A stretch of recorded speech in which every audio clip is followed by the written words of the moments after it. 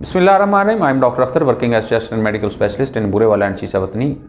Topic of discussion है कब्ज़ की वजूहात क्यों होती है, इसका क्या इलाज है, और इसकी मैं मुख्तलिफ वजूहात पे बात कर रहा हूँ। और ये इस सिलसिले की 15वीं वीडियो है। इसमें मैं बात करना चाहूँगा एक सीरियस बीमारी के बारे में। उसको हम कोलन कैंसर कहते हैं, या अंतड़ियों का कैंसर, या रसौली, आप जो मर्ज़ी कहें। अब होता यह है कि बहुत सारे लोगों में कब्ज़ होती है, ठीक हो जाती है, होती है, ठीक हो जाती है, और वो यूजुअली कोएक से या डिस्पेंसर से या अपने तौर पे उसकी मेडिसिन लेते रहते हैं। और आहिस्ता आहिस्ता आहिस्ता आहिस्ता उनका क्या होता है कि ऐसा ऐसा वज़न कम होना शुरू हो जाता है। आहिस्ता आहिस्ता उनके जो पकाने के साथ खून आना शुरू हो जाता है, और उनको उल्टियाँ रहना शुरू हो जाती हैं, पेट में दर्द होता है। लेकिन उस केस में भी वो टाइम पास करते हैं। तो इस तरह के लोगों के लिए मेरा मैसेज है कि ये जो कब्ज़ कोलन कैंसर की वजह से या रसौली की वजह से भी होती है।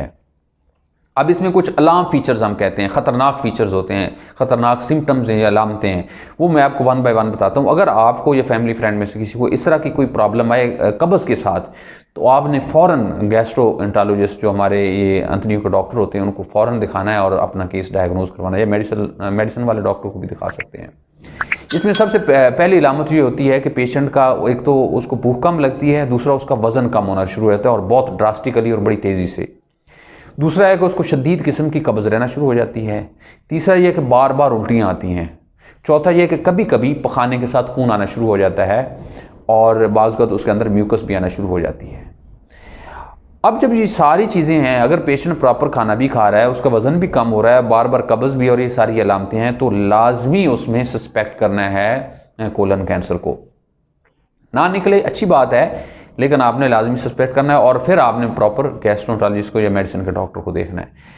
अब उसमें फिर इसको प्रॉपर जो है वो डायग्नोज करने के लिए इसकी कोलोनोस्कोपी है, जो इसका डेफिनेट डायग्नोसिस होता है। उसमें वो एक टिश्यू लेते हैं, अगर हमें वो मिल जाए तो उसका फिर डायग्नोज करके इसका एक प्रॉपर ट्रीटमेंट है। अब इसमें इंपॉर्टेंट बात यह कि अगर अर्ली इस केस को डायग्नोज कर लिया जाए कोलन कैंसर को, तो इसका बेहतरीन इलाज होता है। यानी आप इसको 100% दूसरे लफ्ज़ में इलाज कर सकते हैं या क्योर कर सकते हैं, अगर अर्ली इसका डायग्नोज हो जाए।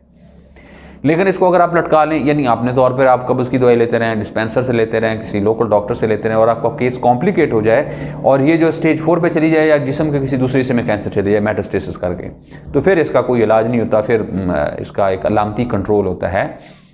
तो इसमें आपके लिए मैसेज ये है कि अगर इन तमाम अलामतें जो मैंने बताई, कि अगर आपको कब्ज़ तो है, लेकिन प्लस में वज़न बहुत तेज़ी से कम हो रहा है, आपको खाने में खून आता है, उसके अंदर म्यूकस आती है, आपको भूख ठीक लगती है, पेट के अंदर बहुत शदीद दर्द रहता है, तो लाजमी ये एक अलार्मिंग फ़ीचर है। आपने फ़ौरन गैस्ट्रोएंटरोलॉजिस्ट को दिखाना है, अपना केस डायग्नोज करके उसका इलाज करना, ना कि सिर्फ टाइम पास वाली कब्ज़ की मेडिसिन लेनी है। इसके अलावा और कोई क्वेश्चन है तो मोस्ट वेलकम, नीचे लिखें, मैं कोशिश करूँगा कि आपको इसका रिप्लाई करूँ। अल्लाह ताला आपको और आपके घर वालों का आमीन नासिर हो। अल्लाह हाफ़िज़।